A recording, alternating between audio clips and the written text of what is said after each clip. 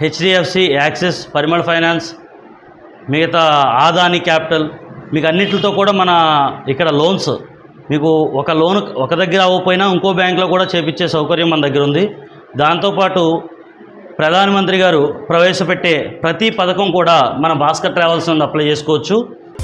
Bhaskar travels authorised travel booking agency, Pratibha school road మరియు Bosubomma centre, Jangareddygudem. నమస్తే, welcome to smart TV news. నేను రేవతి.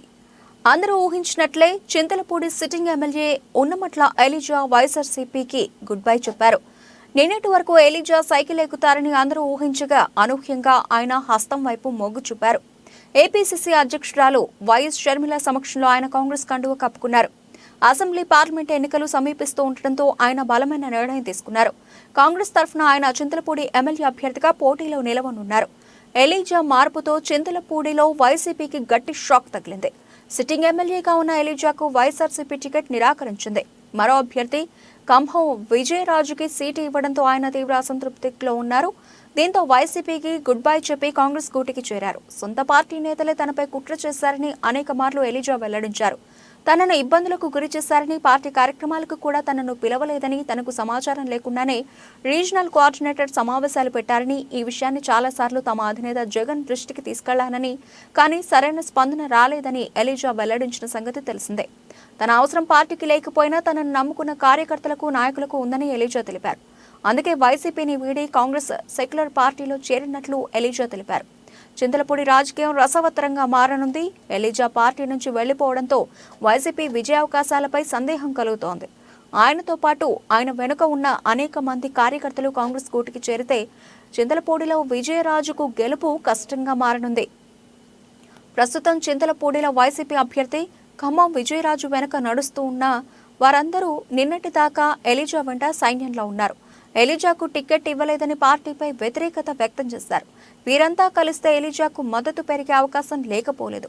కాంగ్రెస్ లో ఉన్న జంగారెడ్డిగూడెంకు చెందిన సీనియర్ నేత జటి గురునాథరావు వైసీపీ కండువా కప్పుకుంటే, వైసీపీలో ఉన్న ఎమ్మెల్యే ఎలిజా కాంగ్రెస్ కండువా కప్పుకున్నారు. చింతలపూడి పరిణామాలు టీడీపీ అభ్యర్థి రోషన్ కుమార్ కి బాగా కలిసొచ్చే అవకాశం లేకపోలేదు. అటు వైసీపీ, ఇటు కాంగ్రెస్ ఓట్లు చీలి టీడీపీకి అనుకూలంగా మారితే రోషన్ కుమార్ గెలుపు రొట్టె విరిగి నేతలో పడ్డట్లేనని రాజకీయ విశ్లేషకుల ఆలోచన. పార్టీ ప్రాథమిక సభ్యత్వానికి రాజీనామా సమర్పించారు. నా రాజీనామా లేఖని పార్టీ అధ్యక్షులు, జాతీయ అధ్యక్షులు గౌరవనీయులు శ్రీ వైఎస్ జగన్మోహన్ రెడ్డి గారికి వాట్సాప్ ద్వారా పంపించడం జరిగింది. అలాగే పోస్ట్ ద్వారా కూడా నిన్న పంపించడం జరిగింది. అలాగే మా జిల్లా అధ్యక్షుల వారికి కూడా పంపించడం జరిగింది. ఈరోజు మరి గౌరవనీయులు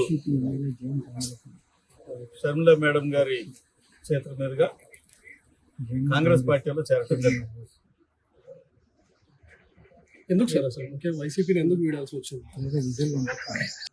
స్థానికంగా నెలకొని ఉన్నటువంటి కొన్ని రాజకీయ పరిస్థితుల వల్ల నేను అక్కడ ఎమడలేక పార్టీని వదిలిపెట్టి బయటకు రావటం జరిగింది. అక్కడ స్థానికంగా మరి కొంతమంది నా మీద కక్ష కట్టి అనేక రకాలుగా నన్ను ఇబ్బంది పెట్టాలని, అవమానపరచాలని, చాలా అంటే హేయమైన చర్యలకు పాల్పడ్డారు. అదేంటంటే, ఒక సిట్టింగ్ ఎమ్మెల్యేగా నేను ఉండగానే వేరే ఒకరితోటి మరి శంకుస్థాపనలు, ఓపెనింగ్లు చేయటం, అలాగే శిలాఫలకం మీద ఉన్నటువంటి నా బొమ్మను కూడా రాయితోటి చెరిపేయడానికి మరి పాల్పడ్డారు. అలాగే శిలాఫలకం మీద ఉన్న పేరు కూడా తీసేశారు. మరి ఇలాంటి దుర్మార్గమైనటువంటి పరిస్థితుల్లో అక్కడ స్థానికులు కొంతమంది పెత్తందారులు, ఆ పెత్తందారులు చేసినటువంటి దుర్మార్గమైనటువంటి చర్యలు నేను పార్టీ అధిష్టానానికి తెలియజేశాను. చాలాసార్లు ప్రెస్లో మాట్లాడాను, మీడియాతో మాట్లాడాను. మరి ఈ రకంగా ఉంటే ఇబ్బంది కలుగుతుందని కూడా చెప్పాను. అయితే పార్టీ పెద్దలు ఎవరు కూడా మరి దాన్ని పట్టించుకోలేదు. నేను పార్టీని వీడకముందే రీజనల్ కోఆర్డినేటర్ గారు ఆయన చింతలపూడి నియోజకవర్గానికి రావటం, మరి అక్కడ మీటింగ్ జరపటం, నాకు కనీస సమాచారం కూడా ఇవ్వకపోవటం అనేది నాకు చాలా బాధను కలిగించింది. కాంగ్రెస్ పార్టీ అవసరం ఉందని చెప్పేసి నేను భావించి దీంట్లోకి రావడం జరిగింది. ఇందాక మీరు అన్నారు కుట్ర చేసినటువంటి వాళ్ళు ఎంపీ శ్రీధర్ కూడా ఉన్నారు.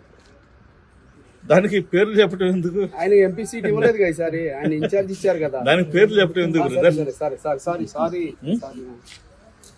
పేర్లు చెప్పడం ఎందుకు? మీ అందరికీ తెలుసు కదా. మీతో పాటు ఎంఎస్ బాబు గారు కూడా పూతలపట్టు నుంచి వచ్చినట్టు తెలుసు, పార్టీలో చేరలేదు. అంటే ఈరోజు ఆయన రావటం అయితే జరిగింది కానీ బట్ జాయిన్ అవుతారా లేదన్నది నేను ఎట్లా చెప్పగలను? అది ఖచ్చితంగా ఆయనే చెప్పాలి. షర్మిల గారిని మర్యాదపూర్వకంగా కలవడం జరిగింది. కలిశారు ఆయన.